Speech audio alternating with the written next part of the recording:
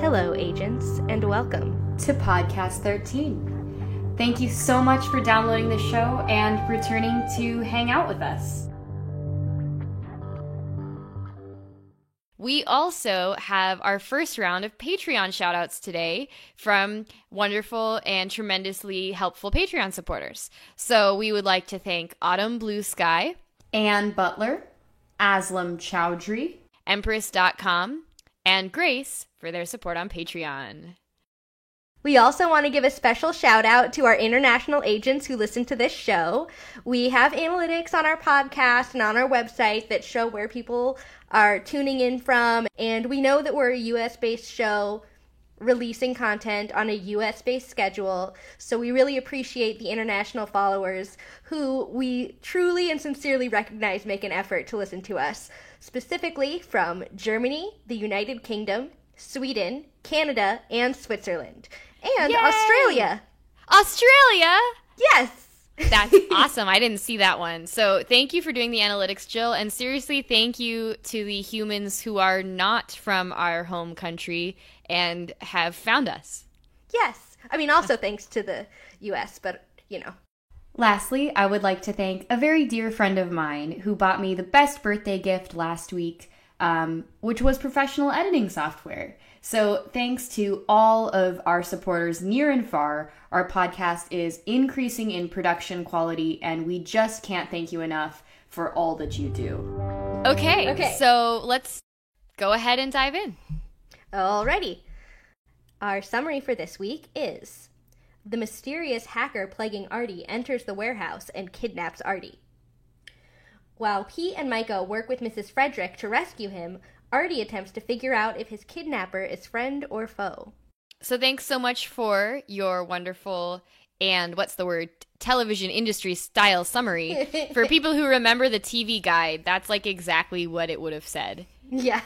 Except I don't think our agents realize that Jill is writing these, right? Yeah, I'm writing these. I'm not taking them from a place because sometimes...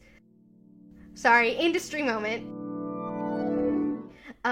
There's stuff called metadata now that like auto-generates a lot of these summaries that you see, which is why sometimes on Netflix or on your TV guide, like clicky thing, they don't make sense. Mm-hmm. One of my favorite terrible ones I ever saw was for an episode of The Walking Dead, and I photographed it and imprinted it on my own memory because it was so unhelpful. It was hilarious. It was: our gang goes to a familiar location and encounters a familiar foe. Oh no!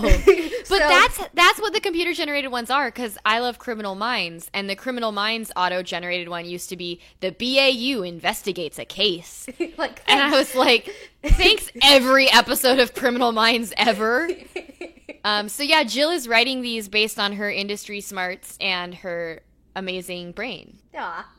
So we begin, and I can't recall if we have mentioned this before, but we do begin with a previously on, which is helpful because I will talk about this probably more later. This was actually the first episode of Warehouse 13 that I ever saw. And so this was a time when people were tuning in for the first time ever, or they were waiting on an entire week to watch. So having that little just reminder of previous setup was helpful, especially for a person who might have missed those little teasers about the hacker and Artie's little subplot. So it reminds us that that's what was happening. And from an industry standpoint, this was really an era of TV where there were a lot more options starting to appear and a lot more options of serialized content. Thank you. Yeah. So after the previously on, we open with a really bizarre dream image of Artie and Mrs. Frederick. Yes, sort of. We see something we sort of saw before, which is when Artie got zapped in Dickinson's office. We saw a man in a suit in that same location, but we didn't get a good look at that person. Here is where we can tell from the lighting and the imagery that it's the same place and the same person, but now we see that it's Artie. So he saw himself in Dickinson's office when he got shocked. Oh, man. Yeah. So thanks for putting that together. I I mean, it's just so, like you said, unclear and brief that we haven't been able to piece it together, and now we are. The conversation between Frederick and Artie goes as follows. I know this place. Yes, you've been here before. You don't remember it, but you will. Artie, so this is a dream? F, time to get up. Time to go back to the beginning. That is super important because the high contrast lighting indicates to us that this is not everyday world life that Artie is experiencing right now, but we're getting a framework for the structure of how this story is going to make sense. And we're seeing a glimpse of Artie before he was quite as jaded. I mean, and he was more put together. He was wearing a suit, everything matched, nothing was shabby looking. It's interesting. We're getting some answers as to his character. So I don't want to linger too long on it, but I did want to point out that this is the direction it's heading. Yes. After that conversation, Artie wakes up to the sound of his Farnsworth, and it is Pete and Micah calling him from some sort of, what's the word? It's a zoo. It's definitely a zoo because Pete says, no more zoos, okay? Well, I was saying, I guess it was some sort of mission. They had an artifact at a zoo, which I'm sure there is fan fiction of whatever that artifact was, but like, what on earth was interacting with the monkeys, the spitting monkeys? I want to know. I want to know too. It's so funny. I love off-screen storytelling. I know it's not everybody's favorite. Some people feel like, well, if you're going to tell a story, it should be on screen. But I really do love the idea that the characters exist even when we're not watching them. Yes, and I think that this is really important to what ends up happening towards the end of the episode and throughout, where Pete and Micah get really concerned about Artie. And remember, this is only episode 4. So if you were watching in real time, you're like, these people have known each other for 4 weeks, what big deal. But months. They've known each other for months, they say. They have made it clear to us that in their world, they go on all sorts of adventures, not just the ones we see on screen, and they've bonded and they care about each other, and it's clear from the chemistry between the actors that they're presenting that really well. I agree. But Artie is not having it. He is not amused. He's in a bad mood, and he doesn't care about their complaints. He says to Micah, by the way, you still have monkey phlegm in your hair. And she's just like, She says, oh, no, it's not phlegm. And then she like almost starts crying. I don't want to know. They are complaining. They're also worried that Artie doesn't look like he's slept well. And surely enough, Artie's like, scatterbrained, I'm fine, whatever. But he nods back into that dream world. Yeah, he feels like he can't get up. And Mrs. Frederick's like, yeah, you can. And then someone runs by really fast, and we don't see who it is. Yet. Well, then he wakes up. You've got to stop me before I get excited, because this is exciting. Okay. He wakes up with a handcuff being wrapped around his wrist to his own desk. And she appears. I wrote, my pink-haired punk rock angel. She has orange hair with pink stripes. Yes, this is relevant to something I shall say later. She has orange hair, she's redheaded with a little stripe of pink in it. It's so cute, and she shows up, and I forgot how quickly, so this episode is titled Claudia, how quickly we get Claudia, and how we have to figure out what is happening when we actually have her. So the buildup has all occurred in previous episodes, and now she's here, and now we're unraveling the backstory in the heat of the stressful moment of Artie being kidnapped. So she does some amazing villain monologuing. But not enough to tell us what her aim is. Yes. But enough to tell us what her relationship to him is. She tells us that she knows that his name is Artie. Mm-hmm. She knows him as a professor. Yes. Which is interesting because we've never seen anything remotely to indicate that Artie was a professor. And she holds up a little doodad by Artie's computer, which she has cut off there's wires, and she says it's an alarm system, and that's the point at which Artie gets a bit scared. And he has a realization when he slowly pulls down his glasses and recognizes this young woman, and he says, Claudia Donovan. And when he says her name, Allison Scagliotti gives the best little expression. It's like a little evil glimmer. And she is, in my opinion, perfectly cast for this sort of crazed villain who is also sympathetic and also complicated and like interesting, and we're invested in her story. I think the way that she as an actor is able to deliver this story is absolutely necessary for how well this character ends up fitting into the Warehouse 13 world. And her mere existence makes us question a lot of what we know about Warehouse 13, and they hint at that with visuals, because our color theory still tracks. As far as we know, purple has always equaled safety, and orange has always equaled danger. Now, an interesting thing happens because she shows up with this orange hair, and we immediately think, danger! Danger, danger!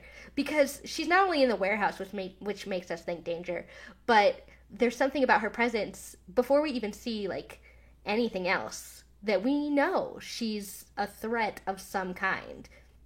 But when she shocks him, for the first time in the entire show, something doesn't glow orange, it glows purple. And it makes us think, oh, wait, are we the good guys? Do we know enough about Artie to be confident that she's in the wrong here?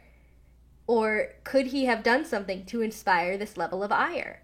And as we go through the episode, that's where her initial villain vibe does become sympathetic and complex.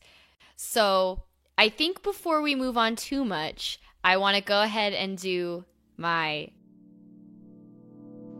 Actors Spotlight. Light. So I have always thought her name was Scagliotti, but she says in an interview on the podcast, Let's Talk About Me, Baby, episode 21 of that podcast is an interview with her where she actually plays some music with the host, and it's really cool. And she says, the G is silent, the O is long, Scagliotti, which is not how I would have ever guessed in 10 years or more of thinking she's the best. I now know. And so I mentioned that 10 years or more because I saw her on Warehouse 13. This was the first episode that got me hooked. But it got me hooked because I knew her as Mindy from Drake and Josh, which if you're a Nickelodeon kid from the 90s, she played Josh's initial rival and eventual girlfriend, who was brainy and sarcastic and interesting, and I always thought she was so cool on that show. Apparently she's only in about 8 episodes of Drake and Josh, but she was like my favorite part, and I always loved her. So that's where her best known early work began. More recently, she played a main role in the science fiction crime drama Stitchers, so people may be familiar with that. But she's also had a ton of small roles, including One Tree Hill, CSI, I think it's one of the later seasons of The Vampire Diaries. So she's been in a lot of roles, and I think her abilities go underappreciated in some of her small parts because she's just so persuasive in the way that she's able to, I don't know, just get the chemistry with the other actors. And that's my favorite part of bringing her into the show, and we'll talk about it through this episode. She interacts with Saul Rubinek in this amazing way, and their relationship as characters is completely one of the most beautiful, I think, that you see, because it's full of hurt, it's full of emotion, it's full of history, and also it grows to be full of other things because, you know, he helps her rescue Joshua and all of that. So she's a great actor, but she also has vocal and guitar talents, and a musical career that includes time in the band Nice Enough People.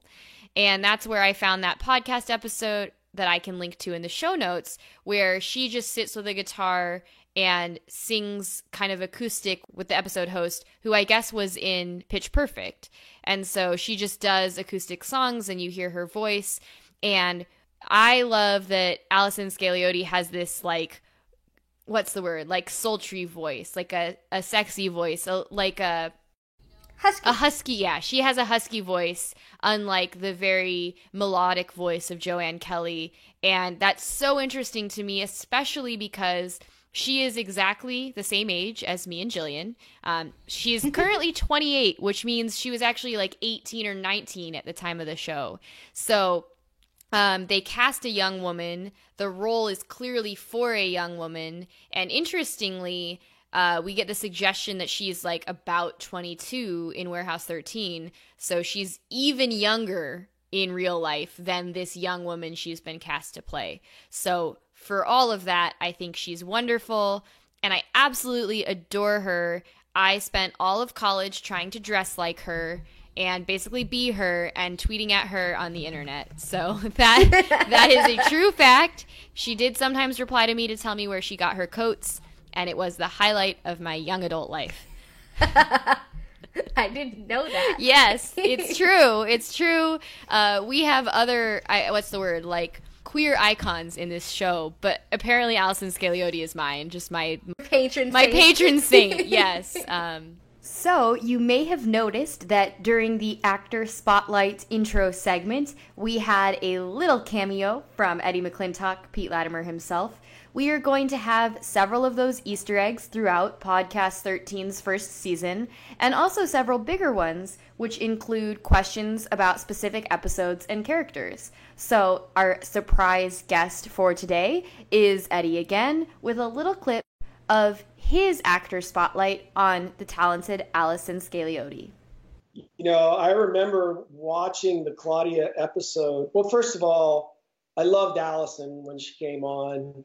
I don't know if it was maybe wardrobe or somebody from the front office was like, "Have you met the new Claudia? She's great. She's taking pictures of everyone and taking pictures, doing these things. They call them selfies."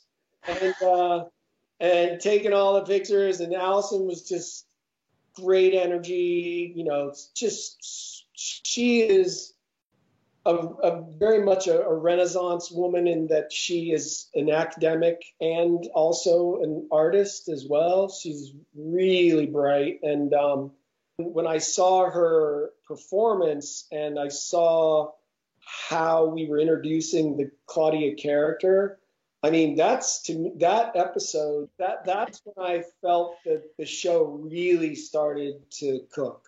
You know, like that's when I was like, oh, okay, this is great. You know, knock. I was like, oh, that's cool. That's cool. That's what I have for my actor spotlight. Well done. And the last we see of her in this scene is a very interesting interaction with Artie, where he just says to her, "I'm not responsible for Joshua's death," which is an interesting thing for someone who's not responsible for a death to say. And I've sadly been to a lot of funerals. I can't think of anyone who I know in relation to those funerals where I would say, "By the way, I'm not responsible for this."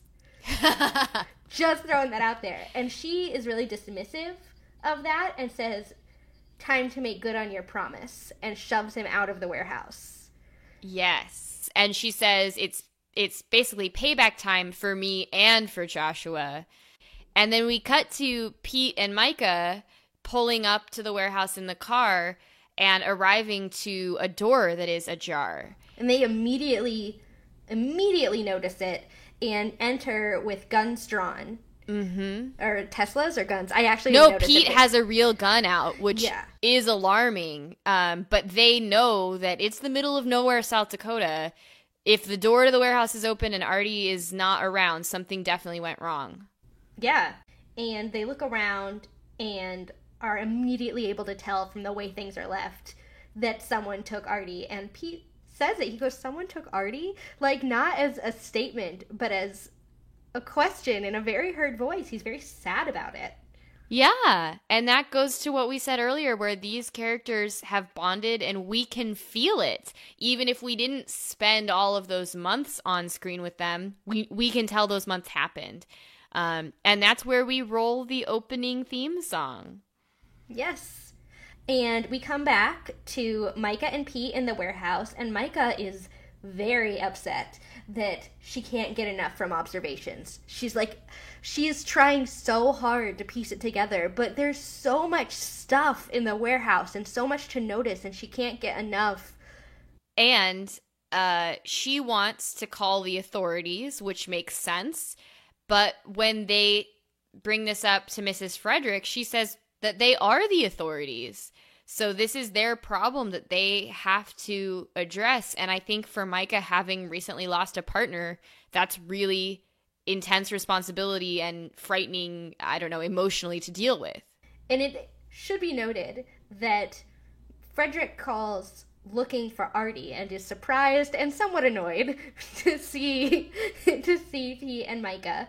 But then when they tell her what's going on, she immediately gets pretty worried, and she tells them to check the durational spectrometer, which is an awesome term.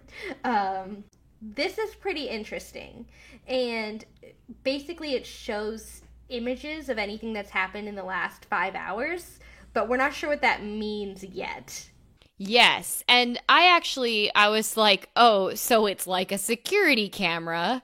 Yeah, so a spectrometer, an optical spectrometer measures light over a specific portion of the electromagnetic spectrum. It's usually used to identify chemical materials, but with this warehouse technology, we get the reveal when they start using it that it recreates the scene that occurred in the last 5 hours, which is, I realized, actually far more useful than surveillance cameras where they could get hacked, they could get cut, they could get stolen, they could get lost, whatever.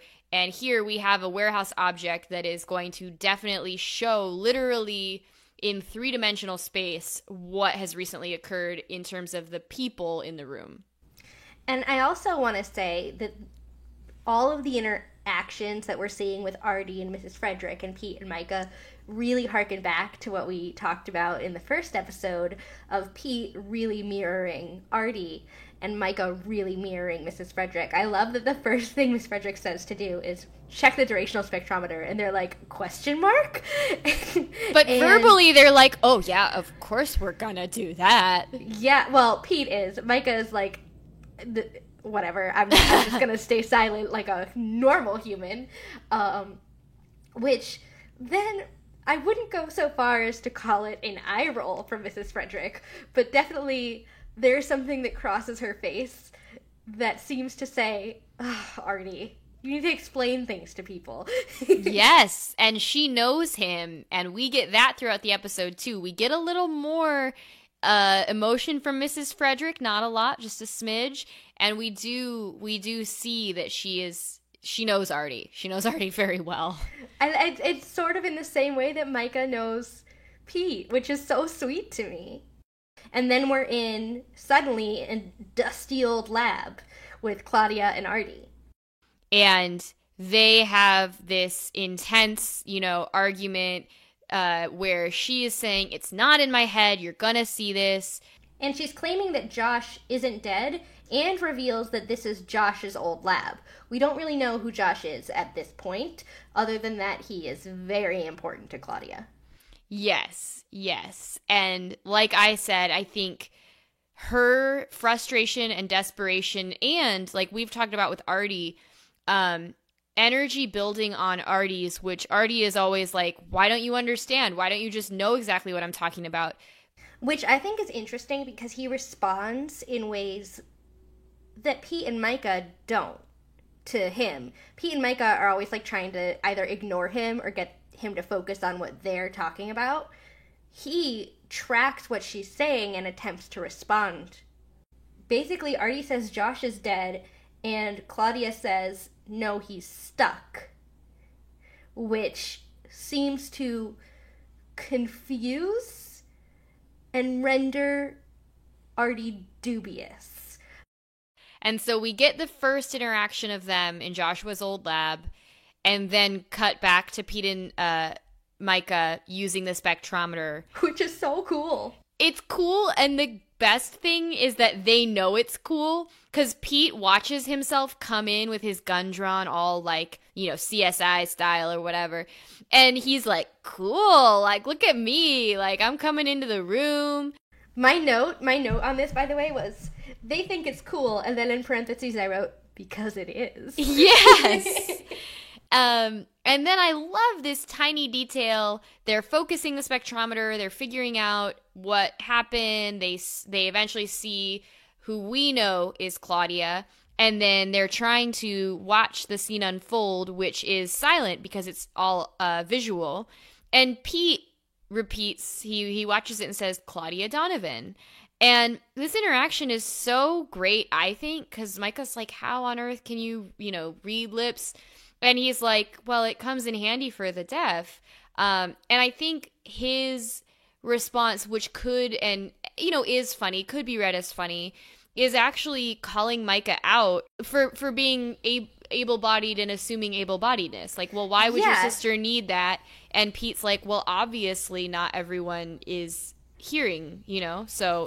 It's really cool that we do get that detail about Pete and his life. We don't just get the information, I have a sister, we get information about his sister and about what his relationship with her is. Like, not just, oh, she's deaf, but that they're close and he tries to figure out the world in the way that she experiences it. So they pull Claudia Donovan up on the computer.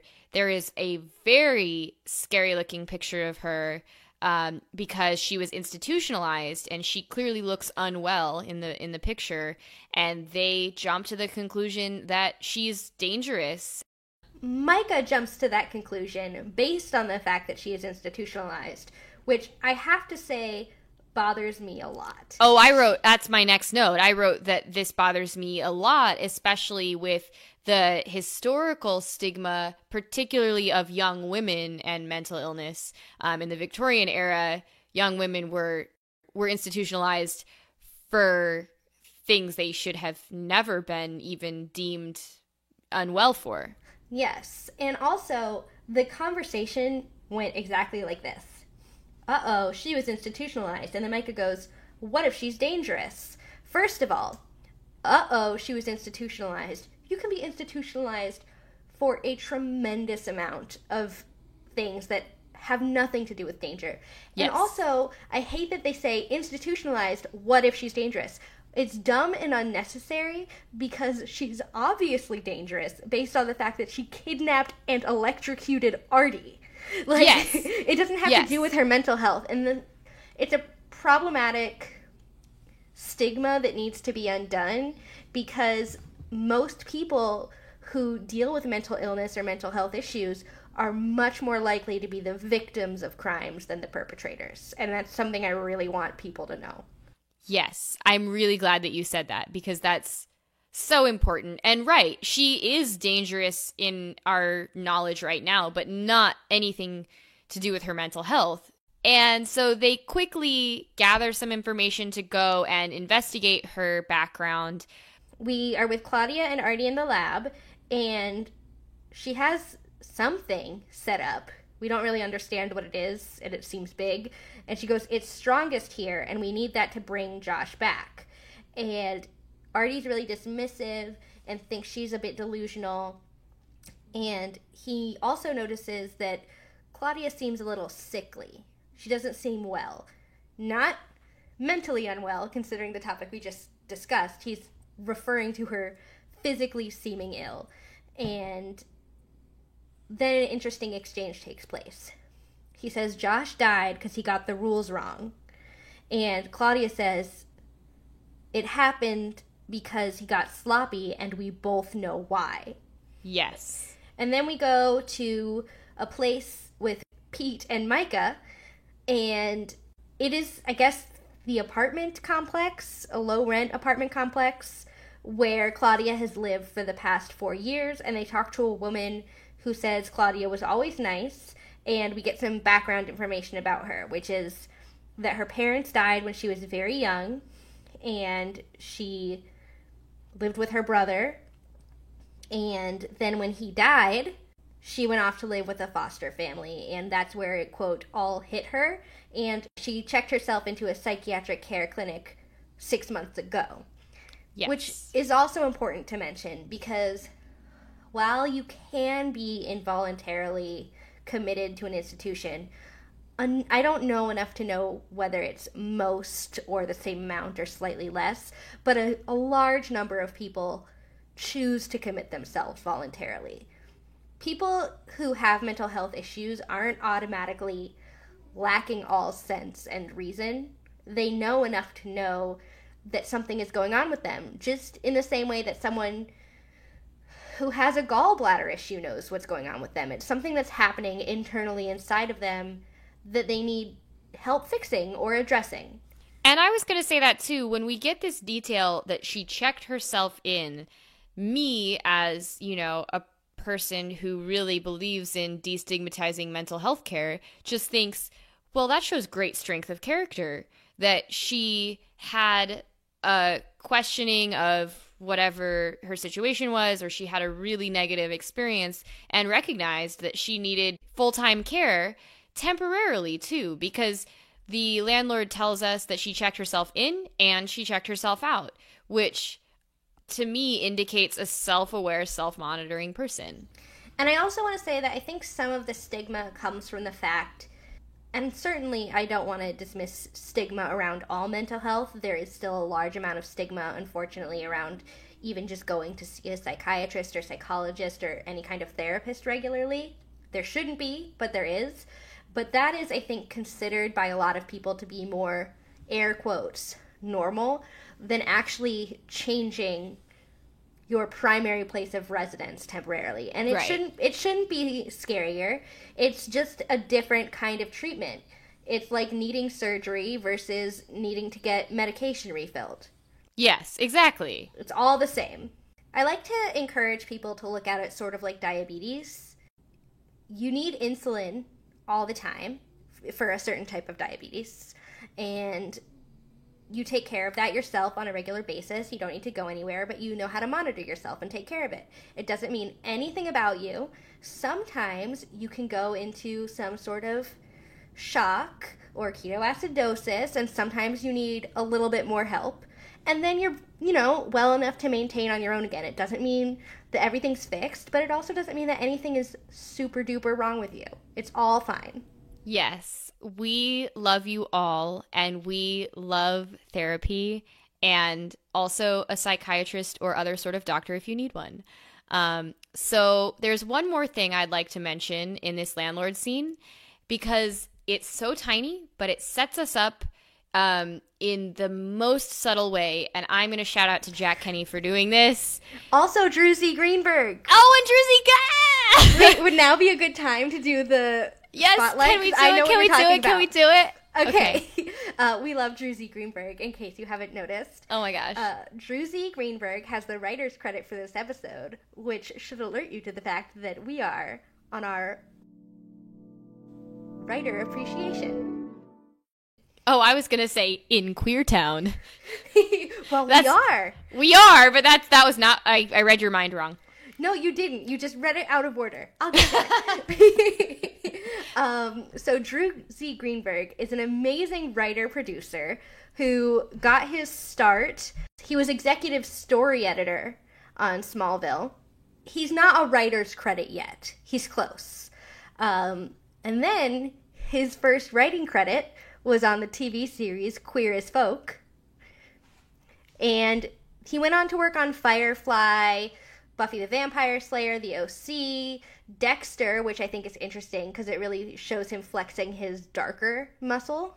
But he's still very heavily embedded in genre fic. He wrote genre fic. Genre fiction, genre television is what I meant. And he wrote for a TV series, Star Wars: The Clone Wars. And then he worked on Warehouse 13 all the way through 2013, which is great. It's nice to see a writer stay on that long. And then went to Arrow and is currently on Agents of S.H.I.E.L.D. The higher level you are, the bigger your producer credit. So you get like producer, co-producer, associate producer, co-executive producer, supervising producer, and all of those. So on Warehouse 13, he was an executive producer because, honestly, coming from Buffy and Dexter and all these really critically acclaimed award-winning shows, he'd earned it. He'd earned it. So right now it seems like he's working on the upcoming season of Agents of S.H.I.E.L.D., so go him. Yay! But now, bringing to the queer thing, he is quoted as saying that he's openly gay and he's proud to work homosexual characters into his projects, and he says he can't think of anything he's written that didn't have a queer character in it. Whether or not it made it into the final product is another story, but he is very much about prioritizing, queer representation. Oh my gosh. So this is what I should have put together. I was like, someone's queer, because the landlord says, no boyfriends, no girlfriends. I'm very non-judgmental. The non-judgmental thing is a little extra, but the reason I think that this is set up is because we're going to have the point of Redicus being gay and having a male lover later. And so they want to set up that when that has something to do with the artifact, that is not anything negative. That's not affecting anyone in a negative way. It's like, we just happen to need the password for this compass thing. It's going to be the name of the significant other. And so I thought that was really important because, again, like Jill said in our previous episode, I don't think the artifacts have to be positive or negative, good or evil. They're just sort of sci-fi and can have any number of effects. But it was really nice to me to know that the show has told us, in this world, we are not going to judge people's sexuality. And when certain writers are on staff, we're not going to assume that that character is hetero, I guess. So we get led into Claudia's room by the landlord. And now Claudia is the always sunny meme. Yes. She has got some really serious evidence on the walls, and she's putting things together. And it is a little bit like a scene from Criminal Minds. It's a little scary. But again, we're going to learn more about this and gain more insight later. And the really interesting part, we on her wall, we see a picture, amongst many other things, of a much younger looking Artie. So even though she's very young, she clearly knew him a while ago, which makes us wonder, again, whether or not she's a good guy or a bad guy. Yes, absolutely. Because if we learn, had interacted with him as a kid, it's like, oh, so you already have wronged a child? Like, that's not going very well for you. Yeah. So in this, we return to the lab, correct? Yes. And Claudia's not okay. Claudia's really sweaty, yes. And she's pale. And Artie, I think, is becoming legitimately worried about her, so he's humoring her while talking to her about stuff. And he says something like, well, what makes you think he's not dead? And she says, dead people don't visit. Yeah. So we know she has a brother. I guess we're now putting together, or soon about to put together, that that's who this is, but it's not explicitly laid out for us. Artie sees her and realizes she's not well and says something's wrong. And she has the great line, "That's what I've been saying, you fossil." I love that. I love the way she just roasts him. She does. And so throughout this episode, even when she's really unwell, the character of Claudia has really good playful use of language and pop culture and just sort of like dynamic word usage. And so this is going to bring something to the tone of the show in terms of what we, in future episodes and seasons, we think of Warehouse 13 as having some of that bantery cleverness of maybe Buffy or Gilmore Girls or something like that. And we know that Jane Espenson worked on it, so we kind of have a little bit of consistency in the sort of young adult And we know that style. Drew worked on Buffy Yes. too, and that's how he knew her. And I think that Claudia really contributes to it, but also she's allowed to contribute to it. Not only is she young and irreverent, but she also not only has an axe to grind against Artie, but she also just doesn't owe him anything in general. Like, Pete and Micah can make fun of him to a degree, but he's their boss. Even if it's a very non-traditional workplace environment, they can't call him a fossil. Yes, yeah. And so I think that that is such a good point when he needs maybe a little challenging sometimes because he's the senior agent and having this young woman. And again, we didn't mention this, but obviously she's the hacker, and he had been assuming that the hacker was male. He had, probably an image of who the hacker would be. And not only is it a woman, but it is a young woman. Which makes more sense. Yeah, a woman who's clearly got something going on right now, but is very, very independent and savvy. Yeah. Yeah, she's really interesting. And also, what she does to him, it also has a flip side because she does keep slipping and calling him professor, which I think sometimes is tongue-in-cheek and a little bit sarcastic, but other times I think it's just sweet in the same way that a lot of people can't bring themselves to call their friends' parents anything other than, like, Mr. or Mrs. last name, And Artie has something else that's sweet. She's clearly not well, and she's clearly saying things that don't seem plausible, but he's not jumping to conclusions about her mental health either. She brings out a goodness in Artie, an openness.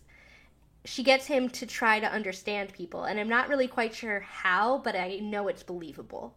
Yes, and I think that one of the things the setup with Mrs. Frederick does is allows us to understand that Artie, he did have an experience in the past with Claudia, and he has to think about it harder and about his actions harder. And we also learn that Claudia's motives aren't entirely nefarious. Yes, and this is where I would like to begin fitting in some of our artifact expert knowledge, because during this interaction, it comes up really quickly, but it's going to develop more as Pete and Micah research. Claudia says, Redicus was right. Joshua was right too. And Artie says, he was nuts. And so this is interesting for the artifact of the week, but also Artie is using a word that we would probably find offensive. You don't want to describe a person with a mental health question or concern as nuts. And we have a woman who has, this history of some sort of mental health institutionalization being told that these ideas are allegedly insane or impossible or what have you. Which also, I think, he says knowing that he's wrong as he says it. Yes. So let's go ahead and introduce our expert for the day. Dr. Kathleen Crowther from the University of Oklahoma is an associate professor of the history of science, whose main research fields are in the early modern and Reformation periods. Her diverse areas of expertise also include the history of the body, gender and sexuality, and the history of medicine written from the point of view of patients rather than practitioners. Her work on late medieval and early modern astronomical texts, co-written with Peter Barker, is forthcoming in ISIS. She is also a fan of Warehouse 13. So she watched the episode and is very familiar with it and was able to talk to me about it. Can you just, in here, when you say she's also a fan of Warehouse 13, can you just play that clip of her being like, I love this show? I'm so excited to be talking to you because you're one of our very few guests who has seen the show before. Okay, wow. I love the show. So she was kind enough to talk to me about a little Redicus 101. So Redicus was an astronomer and a mathematician and also later in life a physician in 16th century Germany. He is most well known for, I'd say there are two big things that he's known for. he was the one and only student of Nicholas Copernicus. And Nicholas Copernicus was the first man since antiquity to propose that the sun was at the center of the universe and the Earth and all the other planets moved around the sun. That was very much opposed to the kind of received wisdom that the Earth was at the center. Everything moved around the Earth. So Copernicus proposes that, no, actually the sun is at the center and the Earth is what's in motion around the sun, and all the other planets are in motion around the sun. Rheticus hears about this, and he goes to learn about this from Copernicus, and he's really the first convert. And I use that word kind of intentionally because believing this at this point in time, believing that the sun was at the center of the universe, at that point in time would be a real leap of faith, because the evidence that was true just wasn't there. But Rheticus believes it, and he gets super excited about it, and he's the one who convinces Copernicus to actually publish this work. So he plays this kind of huge role in getting this book, which, is lots of historians of science take as kind of like the beginning of the scientific revolution or of modern science, or, it's this huge foundational book that Rheticus really shepherds that into print. The other big thing that he's known for is he's a real pioneer in trigonometry, which, actually when Rheticus was working, trigonometry is a term coined a little bit after him, but he's a real kind of pioneer in this. He produced trigonometric tables, because once upon a time, you had to calculate sine and cosine and stuff by hand. He published trigonometric tables that stayed in use until the 20th century. So those are the two big kind of scientific achievements that he's known for. And then I also was able to ask her about this allegation that Rheticus was nuts, and she gave a really thoughtful answer. I would say that he was not generally regarded as insane, even in kind of 16th century terms. At least one of his professors sort of described his interest in kind of Copernicanism and in mathematics more broadly as a kind of like obsession. So there's a slight element of like pathology there, but that's very mild. But one thing I would say about him is he did have some kind of mental breakdown in 1547. He had, for about half that year, he was kind of bedridden, and but it was clearly not like just a physical illness. It was some kind of mental breakdown, and there was talk that he might be possessed by a demon. The details are pretty sketchy, but it's clear that he had some kind of, mental break, and also may also have been some kind of spiritual crisis. So that did happen, and that was kind of acknowledged by contemporaries. But he did actually kind of recover and go back to teaching, and so he basically recovered. I think, though, that it's been very easy for modern historians looking back at Rheticus to kind of posit certain kinds of mental illness or kind of psychological distress. I'd say two things about him. A really terrible thing happened to him when he was a child. When he was about 14, his father was executed. And while it wasn't that unusual for children in the 16th century to have parents die, right? The kind of mortality rates were higher, and most kids lost parents before they reached adulthood. But having a father executed, his father was a physician, and he was accused of swindling his patients and robbing them. So that's also a really kind of shameful, stigmatizing crime. He was executed by being beheaded. So that was a really kind of like traumatic event in Rheticus's early life. And lots of historians have said, he has a lifelong tendency to kind of look for father figures, and he finds that in Copernicus, for example. The other thing, and I think you had another question about this, but he was pretty clearly what we would call gay. And it's hard not to see that as causing kind of tremendous sort of psychological distress because, at the time that was regarded as terribly sinful. Sexual desire for someone of the same sex was in and of itself sinful. Homosexual acts were punishable, were illegal and immoral, so punishable actually by death. So homosexuality, sodomy is what the term was in the 16th century. That was both a serious sin and a serious crime. And, one just imagines that just would create kind of a terrible sort of conflict to kind of, live in that world and be essentially homosexual. That's not how he exactly would have described himself, but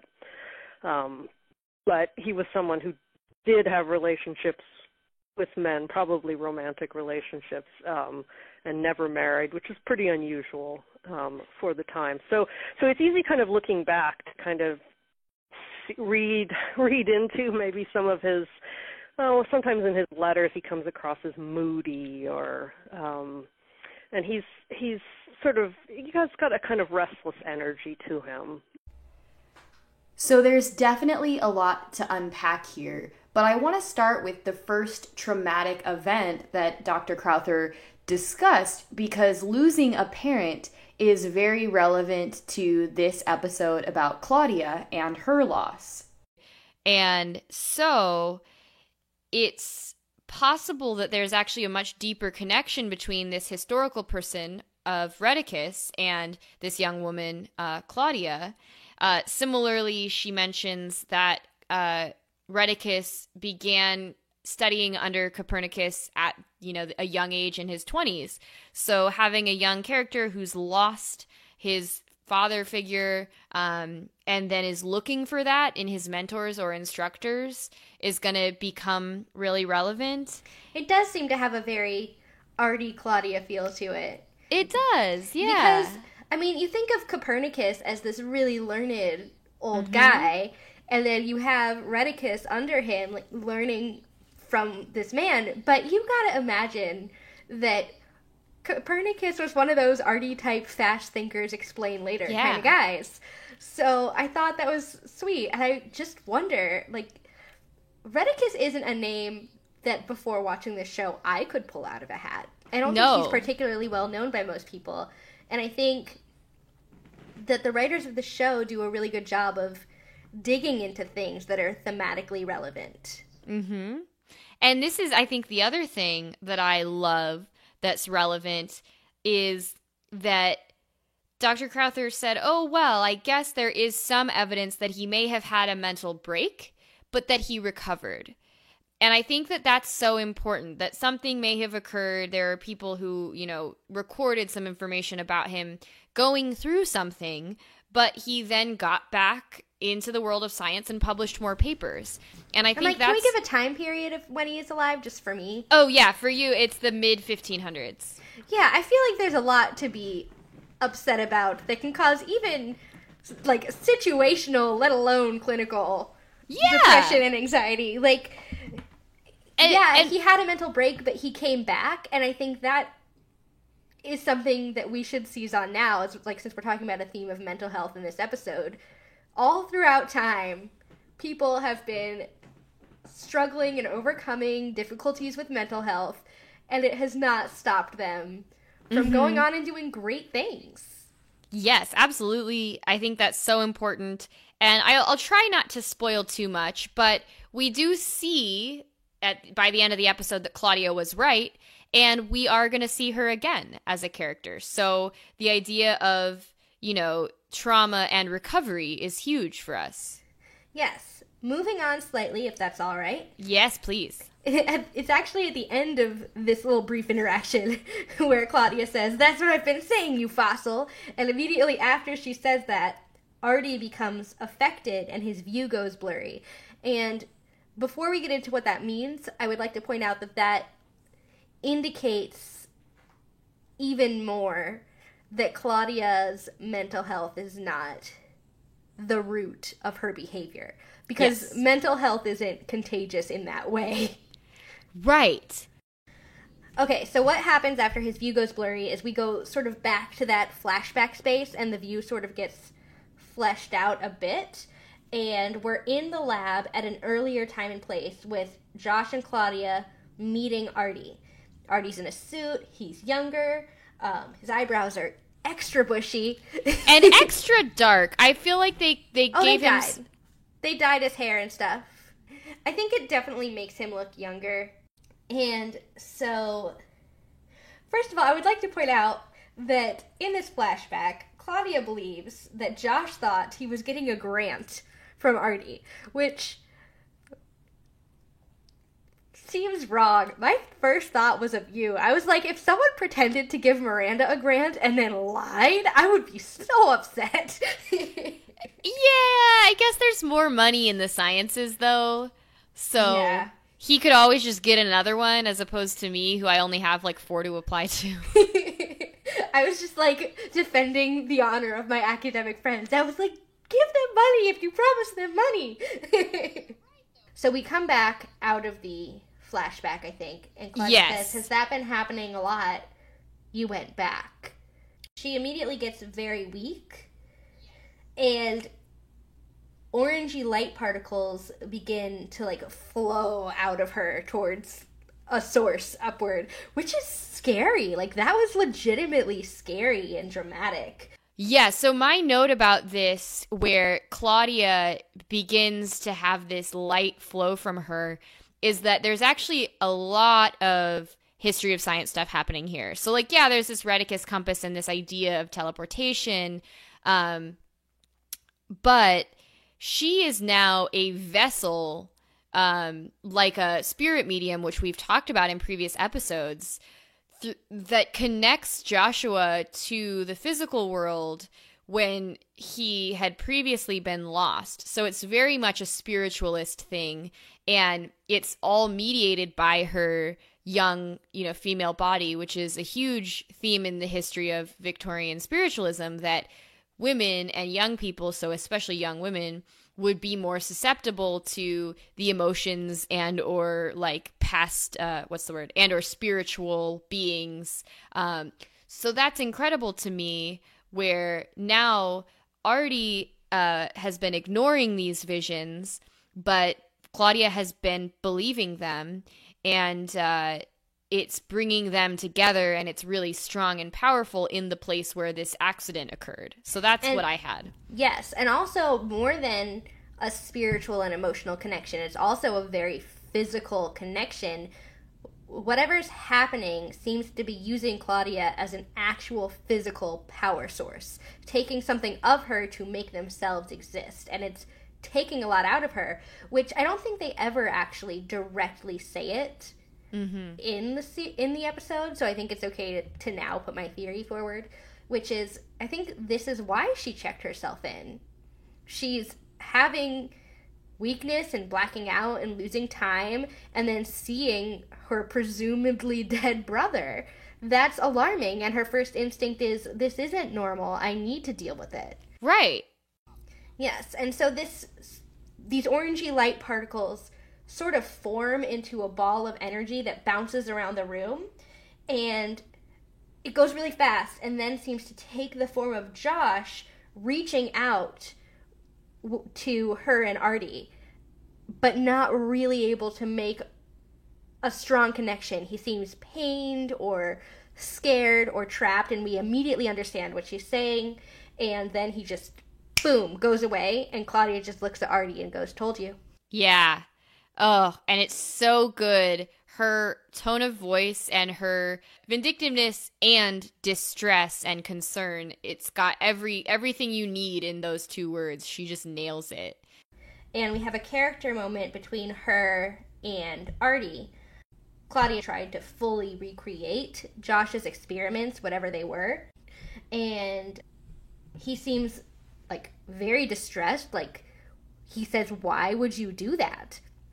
And she goes, "Why didn't you?" As if their reactions to what is obvious are very different. And I think this is super important for us understanding Claudia's motivation. Why didn't you? Of course, if it was your family member, you would do anything to save them. Yeah, I think she stopped being scary. Yes. I think this is the turning point of when she's become sympathetic. She's not trying to do anything but get Artie to help with his big old brain. Yes. Which doesn't seem like an unreasonable ask, even if we know how dangerous artifacts are. Well, it seems very reasonable for her in this moment. And that's the idea, is that Artie is reiterating how dangerous the experiment is. And he's got the idea, or he's committed to the idea that it's not safe and that Claudia is being made sick by this connection. And I noticed her hair when she first shows up and is in the warehouse is really kind of fluffed out, frizzed out, and it actually gets sleeker and greasier and like flatter. Well, she's sweating a lot. Yes. So that's I think a really good makeup or hair and makeup decision, that as she gets sweatier and sicker and like feverish and pale.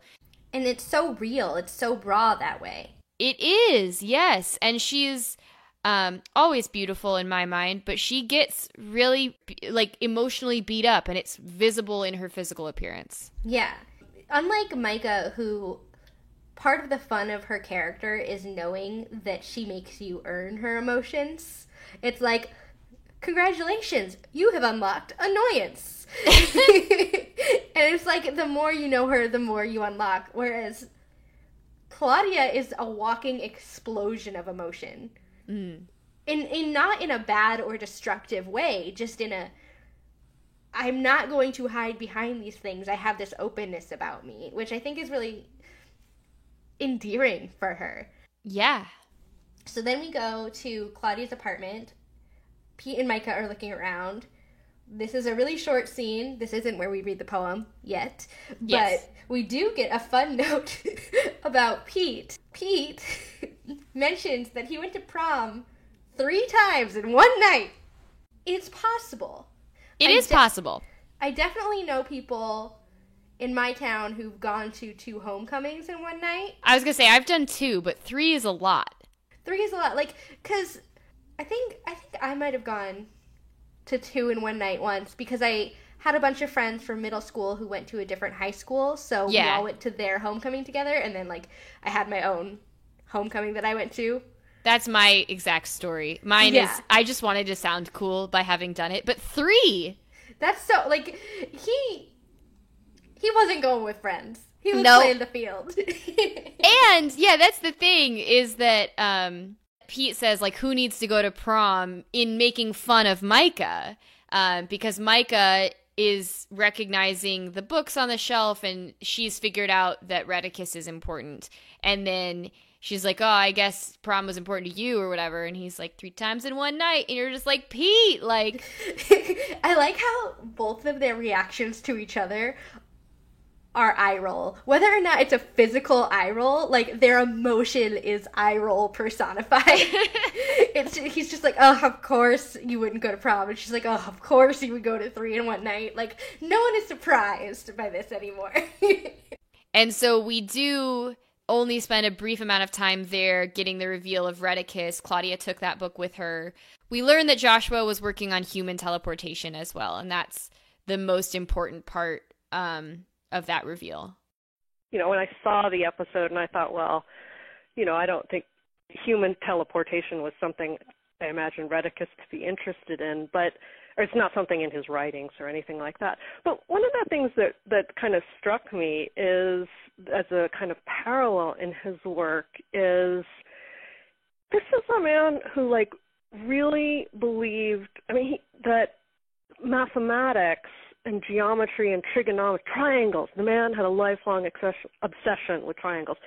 He really thought that kind of mathematical knowledge like transported you above the kind of earthly plane into the kind of the realm of the divine. I know that's a little more, this isn't a physical transportation or teleportation, but like when his first lecture as a professor of mathematics, he gave this beautiful analogy, which he drew from Plato, about how like there are some souls that don't have wings and they remain like down on the ground, bound to earth. And then some souls have wings and they can fly up to heaven and converse with God. And mathematics is those wings. So if we want to keep drawing parallels between Claudia and Rheticus, we can think about this idea of higher powers or higher realms because Claudia now has a bloody nose. Which we talked about during a live watch with some of our viewers and is indeed from Buffy. We see Willow get a bloody nose when she does too much magic. So we've seen this in sci-fi fantasy before, that when you are too deeply physically involved in a force beyond your control, that it takes this sort of effect on your body. And, speaking of red-headed witchy people, there's one. And it does make sense with what he's talking about math and science bringing you closer to a higher power. I think the writers did an interesting thing by sort of extrapolating that higher power was directly meant at a physical heaven, not an ideal platonic heaven that just exists in your mind. And so he thought, well, how would I get to there? Which I think is pretty interesting. That's what I was going to say, is that heaven in this sense is not the 16th century sense of some religious heaven. It's, what does Claudia call it? Something like an interdimensional vortex, which is really science fictional rather than religious. And Artie says also that he's worried about the experiment, of course, and he wonders why Claudia thinks that he would even bother to help, because he thinks this is such a reckless idea. And she says, oh, you'll help because you're guilty. You have all that guilt. And he goes, no, I don't. And she's like, yeah, you do. Yes. So, back at Claudia's apartment, Pete and Micah are continuing to look through the books and Claudia's things, and Micah has found something really important. She reads a really sad, beautiful poem that is clearly a love poem about loss, but we don't get who it's for or what it's called until later. So we have this emotional connection with the poem before we have that information, which I think is really important. Rheticus did write poetry when he was a university student. He and a number of other students kind of did write poetry. Now, it was all in Latin, and I'm not sure, some of Rheticus's poems are excellent, but I think not all of them. Some of them, I think, were quite racy. They were inspired by Ovid's Art of Love. So actually some of them, I don't know this about Rheticus's, but some of his friends who published, they were pretty raunchy. So he did write poetry. The one poem that I have seen is he wrote this ode to the beer of Breslau, which is pretty funny. I guess apparently the beer of Breslau was pretty awesome because he's not the only one to write a poem about it. But so the idea that he would have written a poem of that nature is perfectly plausible, but I'm not aware that that particular poem is like a translation of anything that he actually wrote. I haven't seen anything about that. But it was a really beautiful poem without any context, without knowing what the subject matter was. It felt real enough to be a real poem. And I think that's the important takeaway, because then later we find out, much later, we find out that his love interest was a man. I think it's really important that we connect with the universal emotion and then say, this is about a queer love relationship. Because it's another act of destigmatizing. Was gay marriage even legal at this point? No, I mean, in the United States, they didn't do legalization for all 50 states until 2015, which is so upsettingly recent. Yeah, so this is especially relevant. It shows something that people were struggling with in the moment that this show came out, but also were struggling with for hundreds of years prior. Yes, and Jill, these were your words, not mine, when we weren't recording, but you mentioned it in such a beautiful way that the poem allows us to see that love is consistent in all different relationships and genders and time periods. And for a show existing in a time when gay marriage was not yet legal in the US and we still had a lot of progress to make, that's huge and important. And then the other thing that I need to mention here is that she's looking through the book and there are two pictures. One is of Rheticus and one is of a model, by that I mean a scientific drawing modeling the universe. I'm not an astronomer, I'm sorry.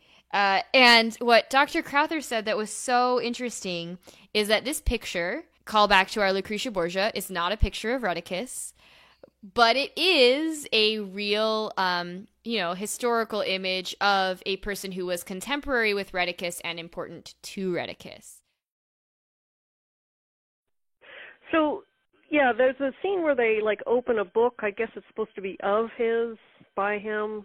And there's a picture that they sort of say this is Rheticus, but it's actually not Rheticus. It's Philip Melanchthon, who was one of Rheticus's teachers, but also a kind of really important mentor and supporter of him for a good bit of his life until Melanchthon died. So Philip Melanchthon was a professor at the University of Wittenberg, and he was one of these, I suppose, father figures that Rheticus was searching for. But I like that they chose him because he was so, because it's a 16th century portrait that's roughly contemporary, right? But it's somebody who was really important in Rheticus's life. I mean, Melanchthon wrote him letters of recommendation, for jobs and letters of introduction to famous people. And that's awesome. Yeah, I like that these scholars aren't particularly put off by this. They respect the effort that went into finding something close enough.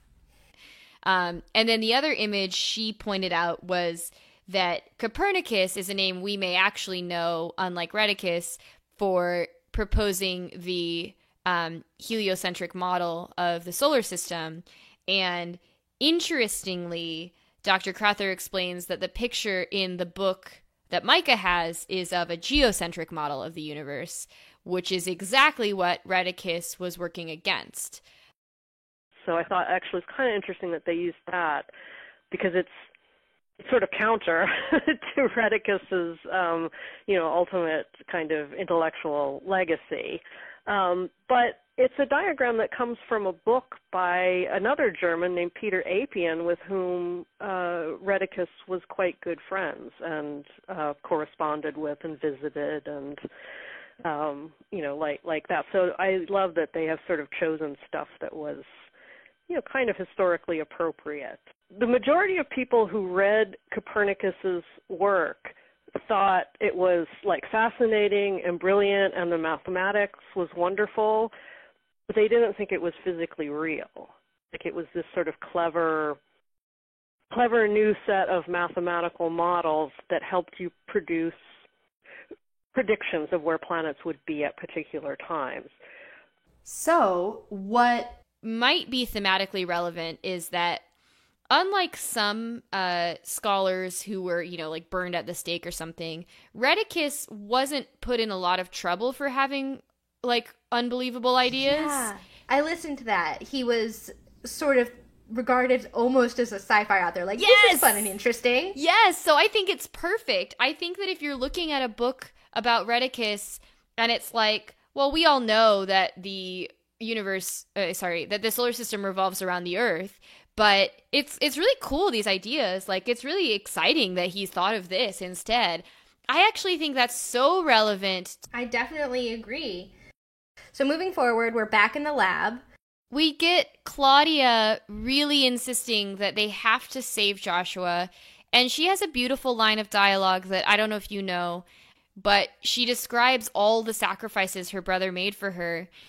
Oh, I was on the verge of tears, honestly. It's so heart-wrenching, and she has literally been on our TV screen for like less than half an hour, and we are already invested in this story, and we believe that she lost her brother. And she says that there's the kind of more generic things like he sewed on my Girl Scout badges, but then she says he stayed up every night to read Maria Looney on the Red Planet with me. And so it's like, of course, this young woman grows up and also becomes a lover of science because her scientist brother read her this sort of sci-fi sounding book. It's just so sweet and totally believable.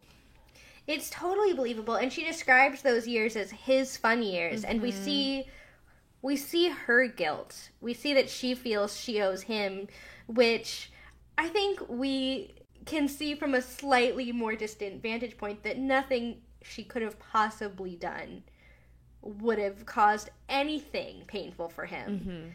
It was her just existing, and he would never resent her for that.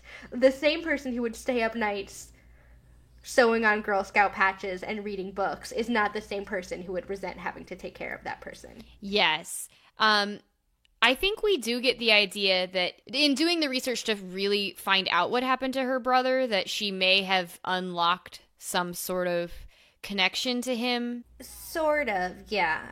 Because she's returned to the lab, and that's the thing, is that I believe pretty strongly that she's always been connected to this, because she was there when it happened. But when she returns to the lab and she's doing the research, she has Joshua's journals, it starts to feel like, obviously she didn't ever hurt him on purpose, but she feels this guilt that her search for him has now possibly caused him something negative, which even if it did, wouldn't matter to him because he loves her so much. Yes, and we also see, first of all, I wrote, very emotional, scene stealer, good acting. Yes! Like, Saul, to be so one-on-one with Saul Rubinek, who brings so much to this show, and to match that intensity and energy without it just becoming loud, like emotionally loud. She, going one-on-one in a scene with him, in an episode with him, most of the episode is just those two together. It's really beautiful. And I really enjoyed it. But she, on a practical note, some things happen. She says the compass disappeared with Josh, or Artie says it, someone says it, which makes Artie say that he wants to know what she used instead. And she goes, oh, the minerals aren't enough, which also to me speaks of a connection to her past with Joshua. He spent his, quote, fun years looking after her, but she spent her formative years learning from her super smart older sciencey brother. Yeah. And so she remembered other elements of what his research was. And Artie just shuts her down and is like, no.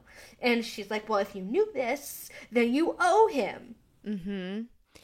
And she's not wrong. Yeah. And he has to reckon with that. He's starting to feel that too. Yes. So I think this is a good transition to Artie calls Pete, and they've been really worried and working on tracking him down. So they're trying to figure out where he is. Yes. So look, there's also a great background detail. I complained all through episode 103. Not all through. I complained a little bit that we never saw Artie's nice car. And now we see a nice red car in the background. And also it's a great Buffy reference. The older guy with the tealy red car just totally reminds me of Giles getting his red car and being so proud of it. After a certain age, a man likes to have a nice car. That's what Artie says. It feels exactly like Giles. But on this phone call, Micah reveals, again, in her rather judgmental way, Claudia has been in a psych facility. Artie, though, continues to insist that he's fine.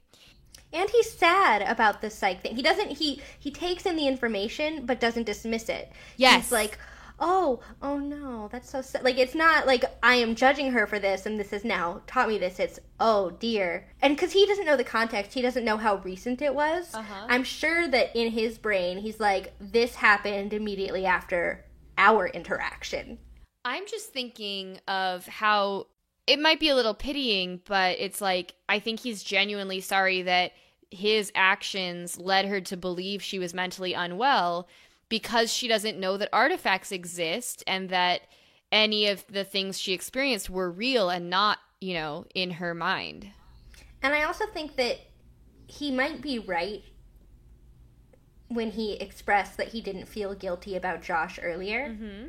I think that he is regretful about certain choices the way that everyone is about certain things in their lives, but he's made peace with it. Not everyone is someone he can help. And I think, yes, this is sort of a supernatural, weird form of law enforcement, but it is sort of that kind of law enforcement.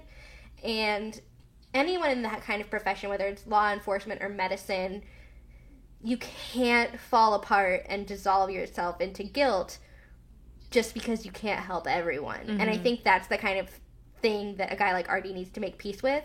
But I think it's a lot harder to make peace with inadvertently causing harm to someone who was otherwise well, like Claudia was. Yes, definitely. So they return to Pete and Micah and Mrs. Frederick. So there's a funny joke where Pete holds up the Farnsworth and says, this wasn't invented when this was made, as a fun Farnsworth joke. Yes. And then Mrs. Frederick comes in really serious, startles them because she doesn't use doors the way that we do, and says, you need these and these numbers. It's almost like call numbers for a library.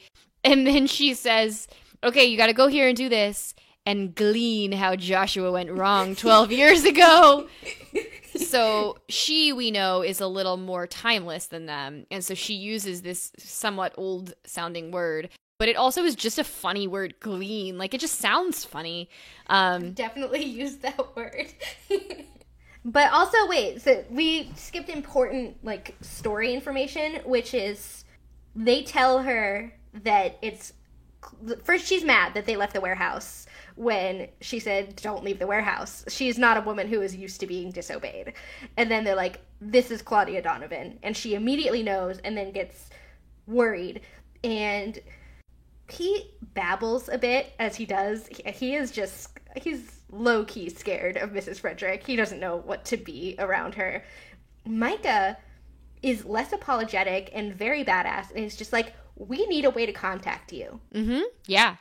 And she, puts her foot down, and there's a definite, eye contacty moment of respect.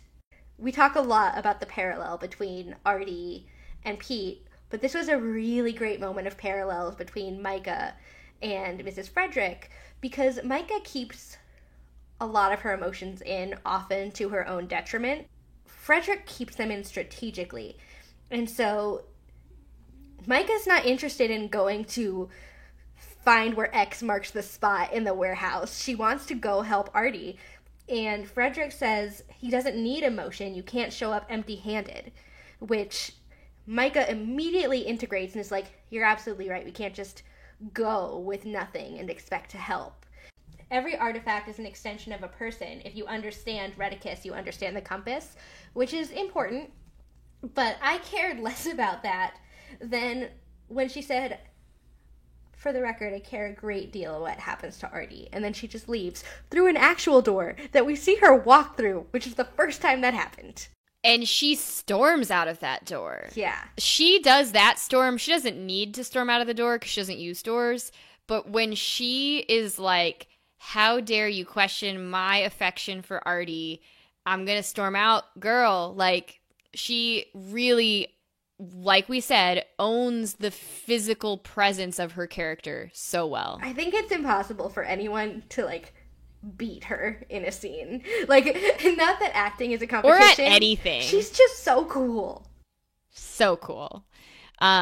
So Oh, we're back in the lab with Ben Franklin's lightning rod, which Artie is using to help Claudia because he's fully on board now. And she goes, "What about the key?" He goes, "Everyone wants to know about the key. It's about the rod." But it's fun to pretend that there are other things we don't know that could totally be real. Yeah. And we do have the scene of Pete finding the panel. Are we not there in your book? We just went there. It was just a quick scene of, we see like the physical act of Artie helping Claudia, and that's where he mentions the, "I'm sorry about this." And she clocks it and moves on. She doesn't want to dwell on it, but she appreciates it. And then we're back in the warehouse in what I call the stacks, because I don't have another word to describe what that is. It is the stacks. They're in the stacks, and they're pulling things. This is like me writing a seminar paper in grad school. It's like, I got to go to the library and pull all the books on this. And, they're like, "Oh, this is useless. This is whatever. Okay, now we have the thing that looks possibly useful." Oh, I was just going to say, what I love is that he figures out how to open it based on how well he knows Micah. Yeah. One of them finds a ring with a T engraved on it. And we still, at this point, don't know that the T stands for a male person's name. Yes. We see that there's a love poem. We see a ring with a T on it. We think, who is this T person that he may have proposed to? And I just think it's really sweet that they're still playing up the importance of that relationship and making us root for it before we know what it is. Yeah, and making us root for it regardless of gender. Because whatever the reveal is, we're coming to the conclusion that Mrs. Frederick set up for us, that you understand the person and they need to understand Redicus. Yeah. And he understands Redicus because he understands Micah. And he's like, "Well, you like puzzles." And she goes, "So?" And I just love it. I like that he knows it's not his thing and he'll make fun of her for it. But he knows because it's important to her, which makes it important to him. And she gives him one more nerd joke, and there's like, "Okay, I appreciate you." It's like, she doesn't say it, but the clear emotion is, "I have given you this one last nerd joke before I get angry because you were sweet, but we're done." And again, we have already gotten the setup. We don't know who the poem was about, but we know Micah loved and lost.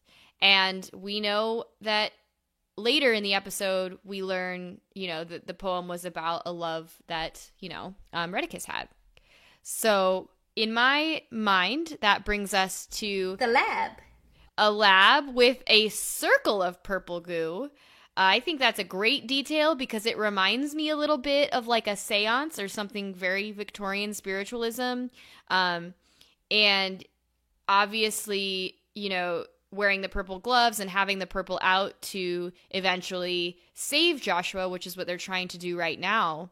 And this is where we get the fuller flashback of a very clear memory when Artie met Joshua. So we'd been having some interesting lighting to make it clear to us that this was happening in the past or that there was a vision occurring. But now it's just like, here is a memory, clear as day, of Artie posing as a grant writer or a professor who's going to recommend you for a grant. When to us, we are not led to believe he was really a professor, but that this was a cover for being a warehouse agent and tracking down an artifact. But of course Claudia doesn't really know that. No, of course not. And of course 10-year-old Claudia really didn't know that. 10-year-old Claudia was sad. Adorable. Oh, she was. That was a cute actor. She did good.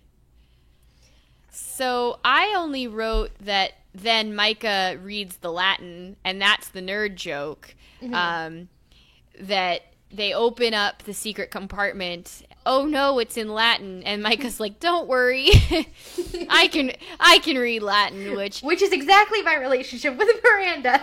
Yes, which as a person who reads Latin, that's one of the best reasons to do it, is just because people are like, "Oh no, what do we do now?" It's an especially and unexpectedly useful party trick. It's a useful party trick if you like science fiction fantasy, because spells are often in Latin. Yeah. And it's just like, oh, I know the words that they're saying, which is excellent. And then we go out on the shoop, shoop, shoop box, and then we come back from commercial, and we're in the lab with the orangey particles flowing from an unconscious Claudia. And really sweetly, I noted that Artie cradles her head in his lap. He does. It's such a dad thing to do. I know, like, he cares so much about her, because I think he's the kind of person who thinks that you just get scars with age, emotional scars, physical scars, and he just doesn't think she's old enough to have the kind of scars that she does, and he knows that a lot of those come from his interactions with her at a younger age, and she doesn't have anyone left to take care of her. And it was so sweet. And the final comment I wanted to make about this Claudia passing out and all the attempts that she was making to get Joshua back herself is that she's holding like a black funnel-like thing, which to me looks like a gramophone sort of device. And I found this really interesting because we have talked about Victorian science and spiritualism in Warehouse 13 before, and this is a really cool mashup of the history of science and technology, because that 19th century device, which was just for recording sound, got imagined in all of these science fiction ways, like because Victorians were beginning to understand that sound was physical and like there were waves that would go out into the universe.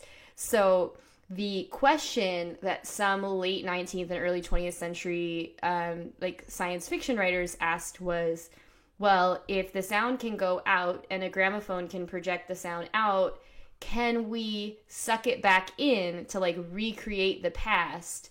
So there's a famous story called Goethe and the Phonograph, and it's really funny because it's like they reverse engineer a gramophone in order to basically pick up sound from 100 years ago.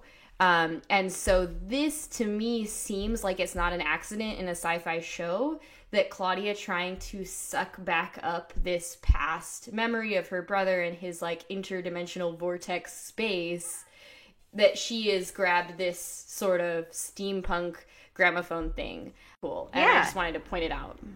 That's really smart, and I never would have known any of that. That's definitely your academic expertise, but I'm so glad I know it now.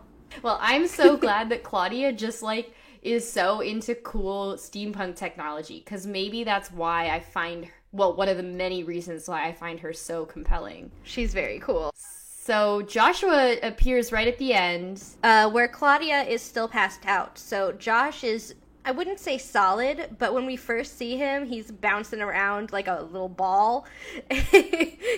And now he is more in one place, and he's able to hold a conversation with Artie for a bit of time, even though it looks like it's causing him some distress.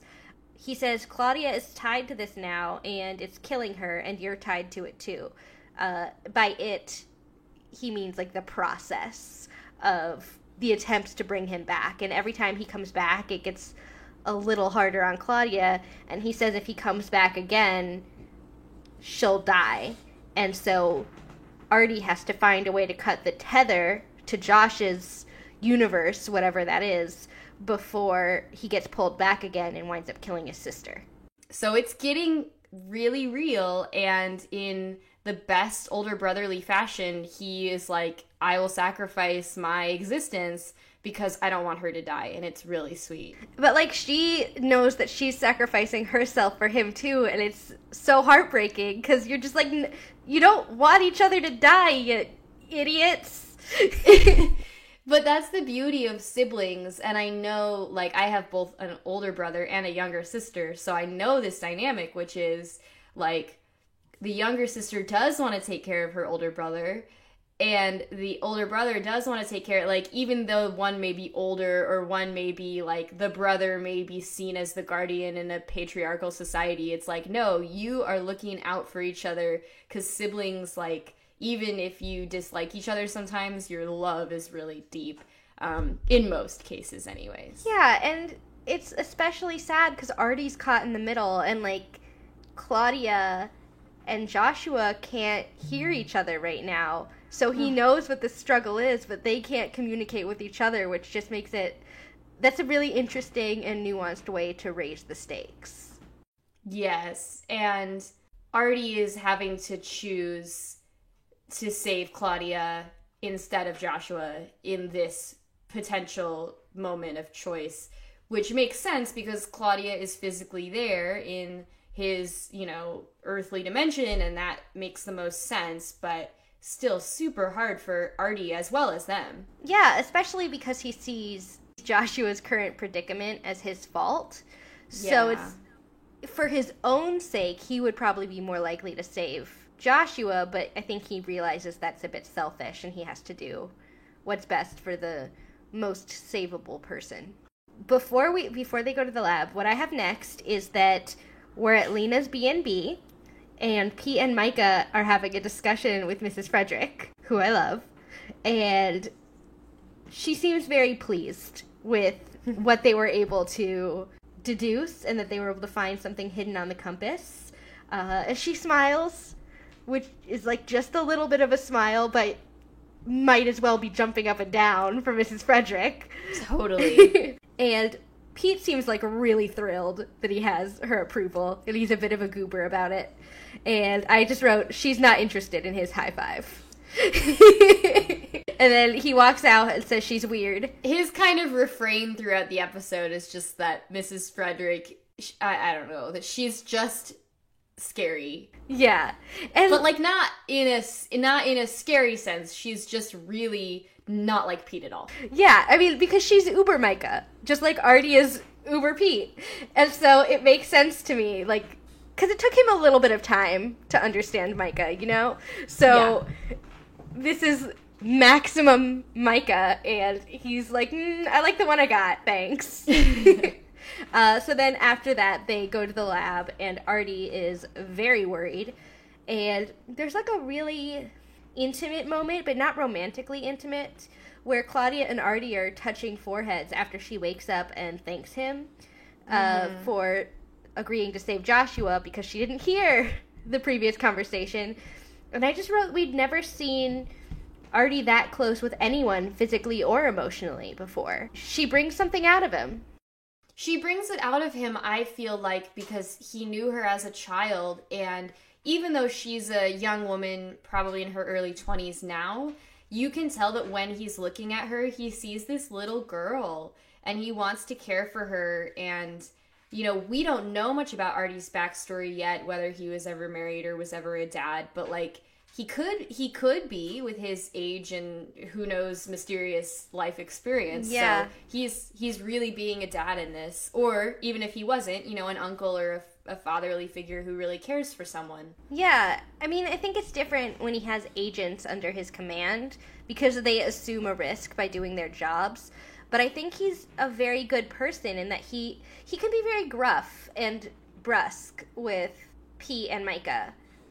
But that's because they signed up for this, Yeah. But he is a good agent in that he knows what bystanders are, and he knows that he's still in it to protect people. So he goes back into another flashback, and Artie tells Joshua that people want Josh's research, and that he's out of time, and that he has to protect himself and Claudia, and he tries to convince Joshua to give him the compass, because he knows where to put it so it'll be safe. And Josh says, okay, I'll go. And so Artie stays with Claudia and holds her hand while Joshua goes away to get the compass, or so he says, but I think it's pretty clear that Artie's suspicious, and we should be suspicious too of whatever it is Josh is doing. And then we flash back to the present, and Artie says, I don't care if you hate me, I'm not going to let you die too, and reveals to Claudia that he will be saving her and not Josh because he does have to make a choice. And she says right back, she says, I do hate you and I'm never going to forgive you. And he just takes that on and continues to do his duty, which is so sad. It's so hard, but he said it out loud. Like, he would rather save one person than 0 people. Yeah. And he cares about her. And so then we go back to a flashback and we're finally getting a bit more of the whole story. And young Claudia seems kind of scared. So he says, I won't let anything happen to Joshua, I promise you. Which, that's the promise that he made that Claudia was referring to earlier. Then in the present, Artie apologizes to Claudia's unconscious body, just as Pete and Micah burst in. Thank goodness. I know, but it's still intercut. The memory isn't over. In the past, we see Josh holding the compass and it's glowing. And in the present, we see Artie grabbing Claudia, who is unconscious. And he takes her into that circle on the floor. And Pete and Micah are like, yo, what are you doing? And he goes, I'm doing what Josh did, which, in typical Artie fashion, is not even remotely helpful to people who don't have context. And then Josh shows up in the lab, and Artie has an idea and says, touch my hand. Yes, which is so exciting because I think there has also been some interesting sci-fi just happening with Joshua where these returns of his, like, he comes around every so often and, like, it's getting more and more dangerous and all of that. And so this is, like, the last chance. And he's possibly more embodied. Like, I didn't have the idea that they could touch hands, but now they reach out and they do touch hands, which transports them into this swirling vortex space. And we go out to commercial just as Josh and Claudia and Artie are just gone, and Pete and Micah are like, wait, what? I can't. I think at some point in there, Pete and Micah said that there's something hidden in the compass.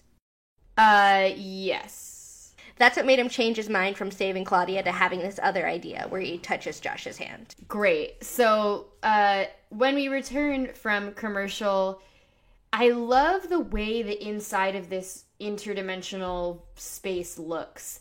It's glowy, and it's like they're in a little windy tornado. And I noticed right away that everybody looks really great. So I mentioned before that Claudia's hair was getting greasier, her skin was getting paler, she was clearly unwell, and now her hair looks really cute. Yeah. And it's dry and it's done, and obviously there's a filter effect, so everybody's kind of orange and glowy, but her skin is glowing, and then Joshua is glowing, and they're all there, and I'm here. But what I love is that then after I'm here. Yes. Wait, I'm here. Yes. And I like that that's immediately something she understands and can say and like define the location that they are. Yeah. Oh, yeah. Because she's been reading Joshua's research forever, and so she has some idea of what has happened. Which, two things, first of all. One related to what you just said, and the other related to the next thing that happens. My dog is squeaking a toy. Sorry, listeners. So, related to what you just said, Josh is like, what is he? Like a... Thanks, Ham. So... what is Josh? Is he getting his PhD? Yeah, he would be... It looks like he's getting a PhD, I would guess, in, like, theoretical physics. And she was a very young child. She was 10. Yeah, that's a very young child to be reading that kind of research and making sense of it, because she lost him and then spent basically the rest of her life trying to find him. She's incredibly smart, and I'm going to state for the record that I think she's smarter than Josh, because that is insane. Yes, she is. I just agree with you a lot, that's all. Okay. I love that.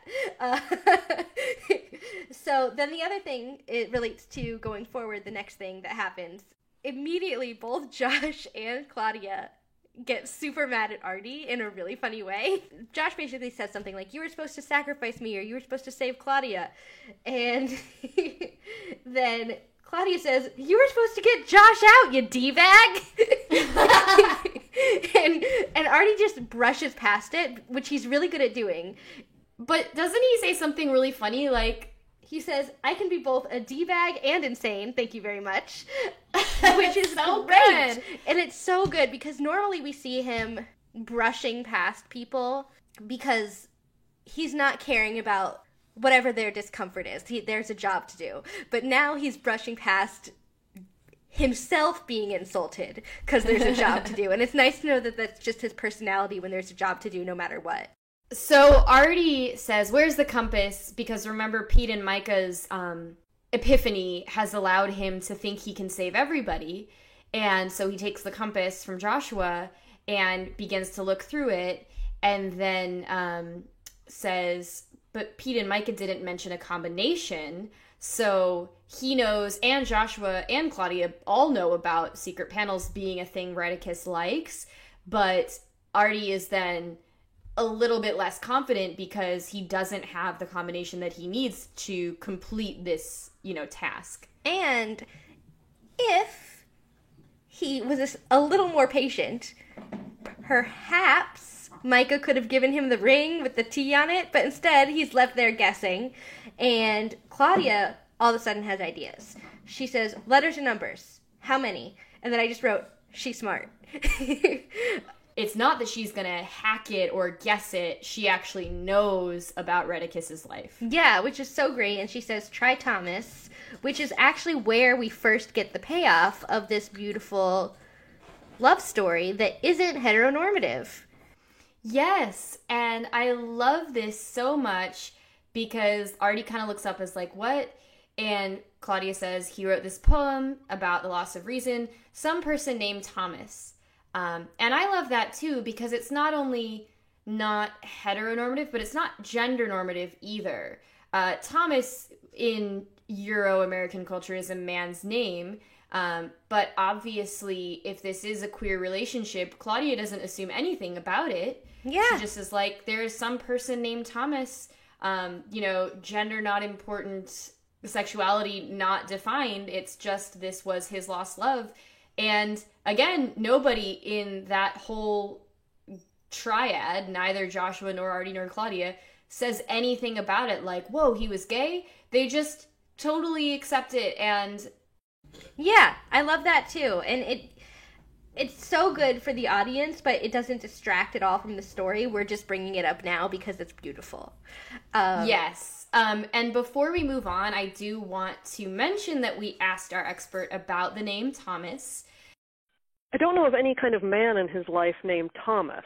There certainly were other men. There's a man named Heinrich Zell that he was a little bit younger than him and kind of traveled with him sort of ostensibly as a sort of companion, sort of, helper, whatever. But some people say, yeah, that was his boyfriend.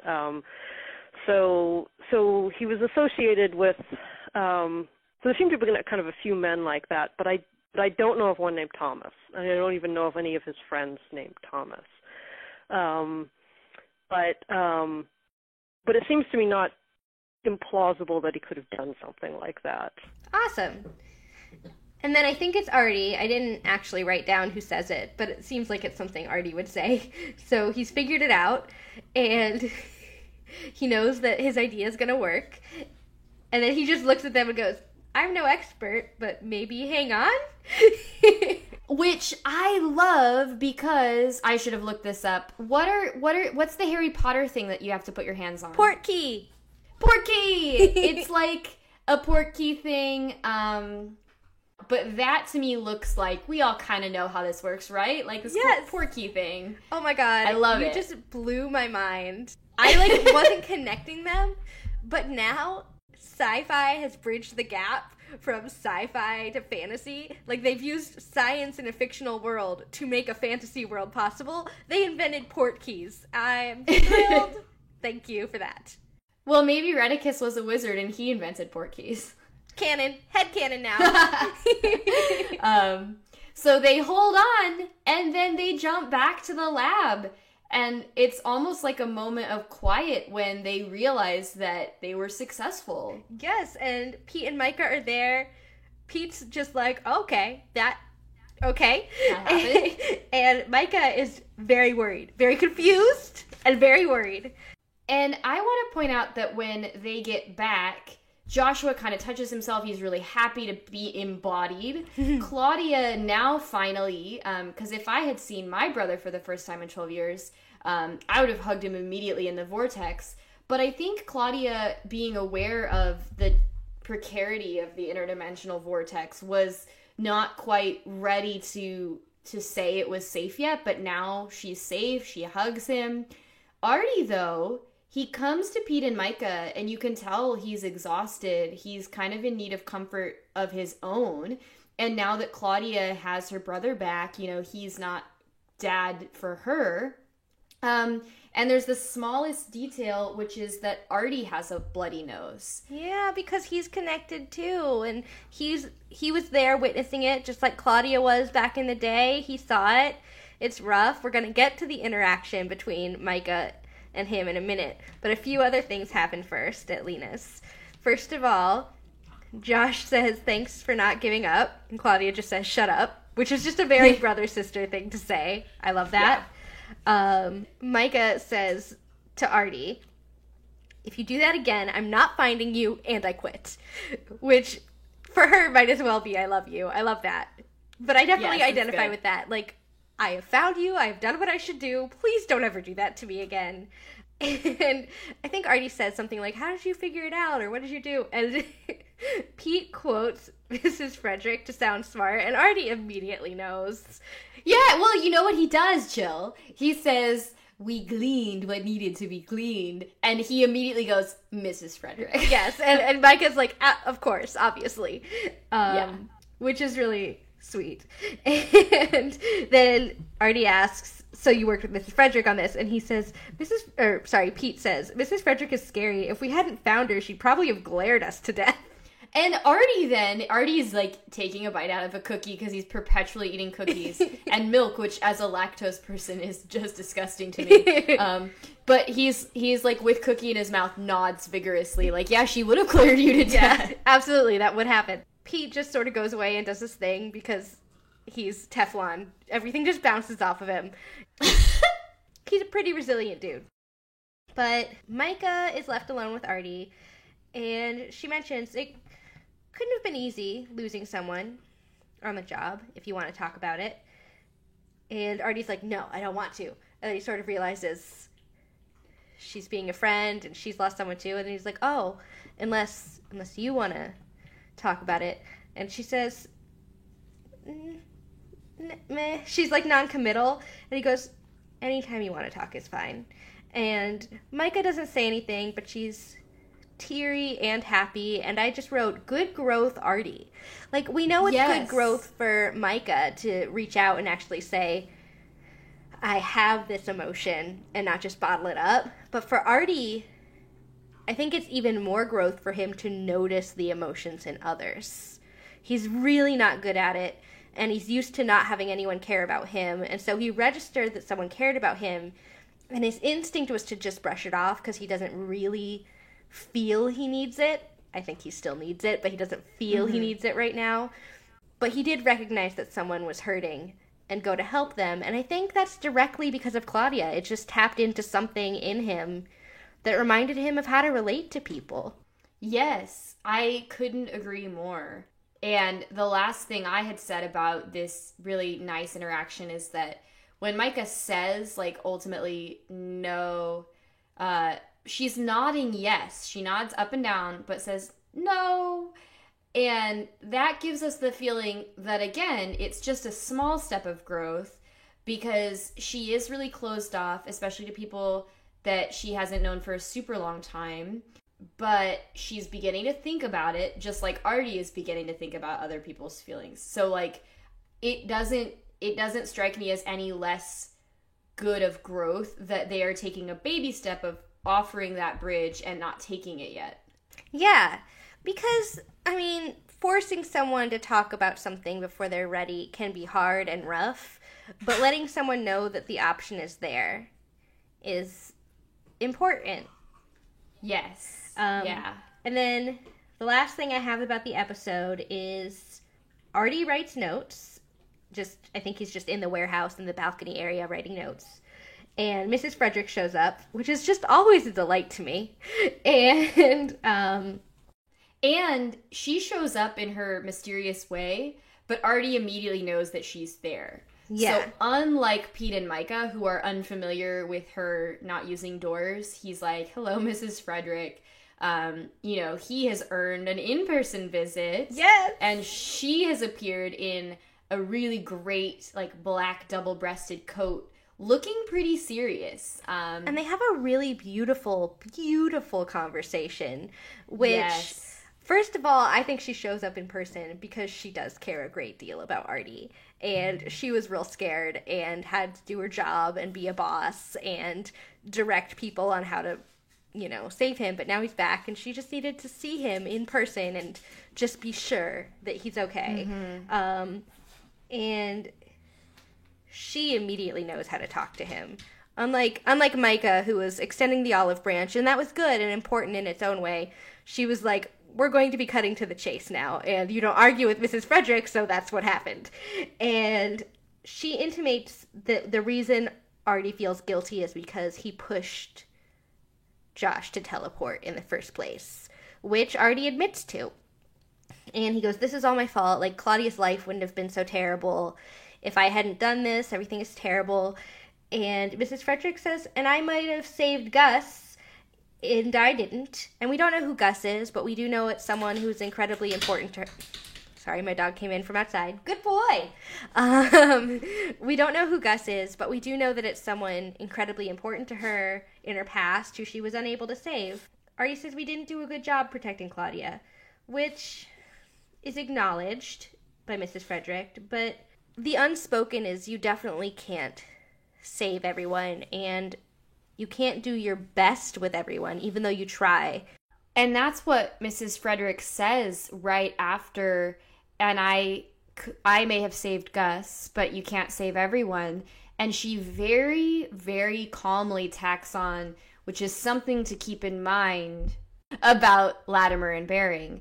And this just hit me in the heart where I was like, whoa, Mrs. Frederick just pointed out that the lives of Pete and Micah are not guaranteed, and this TV show does not guarantee them, and in fact says, like, this is a job where you lose people. Which we knew. Obviously. Yeah. We knew that, like, from Artie's past, but to remind us that these agents, in her view, aren't special is really scary. I would say aren't exceptional. Like, everybody is special. Yeah, I mean, not special to the job of the warehouse. TV shows start at a certain time because that's when that particular story starts. And for something like Harry Potter, for example, that story starts with him because he is essentially a savior character. So he, by his nature, is special. So he has more weight in the series than a normal main character would. These characters, Pete and Micah, don't have that same weight.